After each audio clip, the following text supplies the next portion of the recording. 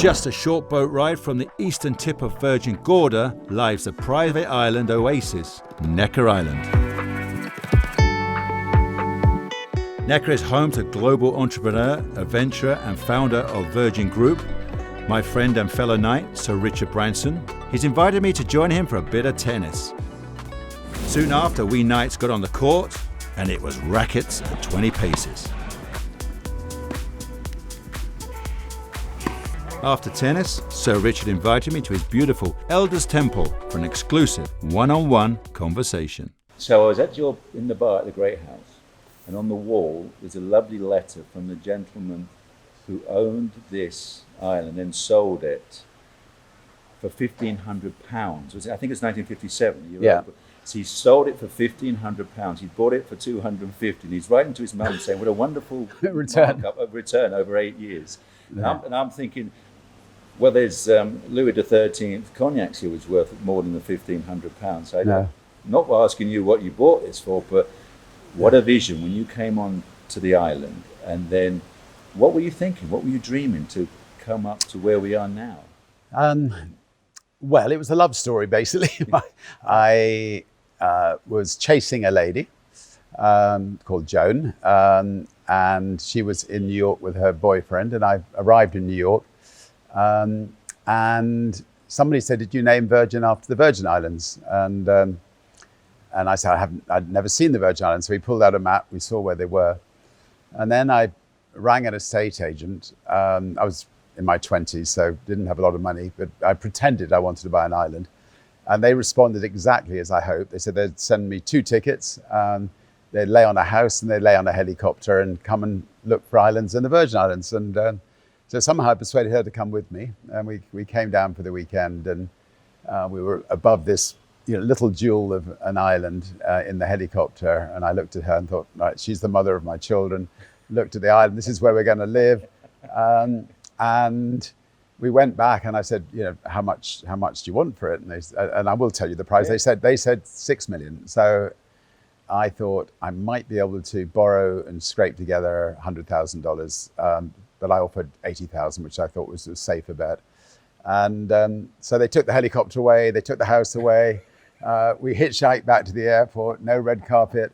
And about a year later, they rang us up and said, "No, nobody else has come to see it. If you make it 120,000, you have an island." So really? That was what happened. If you buy land in the BVI, you've got to develop it within 5 years. And we didn't have the money to develop it. But then we started promoting our artists, and so the Rolling Stones built one part, the Janet Jackson built another part, Phil Collins, Genesis built another part. The Sex Pistols built another part. Really? Boy George built another part. So anyway, over the years we managed to get it built. We have quite a few similarities. We're both 18th of July. Smith, you know what I mean. Yeah, and we're both knights now. And we're also, I read about you're dyslexic. I'm dyslexic as well. I'm just wondering. I remember for school. Obviously, at school, it did change your life. It certainly gave you a direction, because if you're not good at English reading and what have, then you go down the other end of the school and they give you everything woodwork and metalwork. And they say, you're obviously good with your hands, you're not smart with it. Yeah. Did anything like that hold you back? Or? I think the reverse. Because I just, facts, school facts and algebra and geometry and all these sorts of things, I just couldn't take in at all. And so I started working on creating a national magazine for young people when I was 14, 15. And then, the headmaster said, look, you're either going to have to run your magazine or and leave school, or stay at school and concentrate on your schoolwork. And so I said, I'm off. But how can you go from Jubilee Bells on vinyl to Virgin Galactic?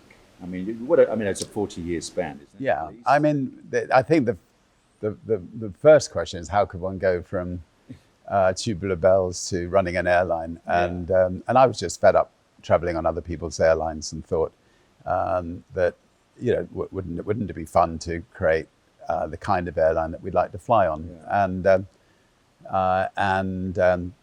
And I rang up Boeing and said, have you got any secondhand 747s for sale? And As you do. And I was only 28, and they had never heard of me. Didn't, when they heard that my company was called Virgin, they made it very clear they did not want us to call the airline Virgin on the basis that it wouldn't go the whole way.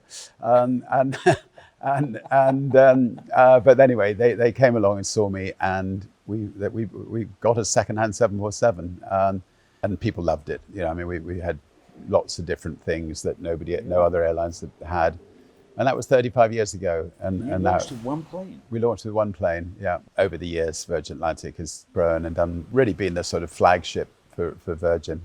I love challenges. I love trying new things. I love learning. I love trying to inspire the people around me. And as far as space travel was concerned, I've always wanted to go to space.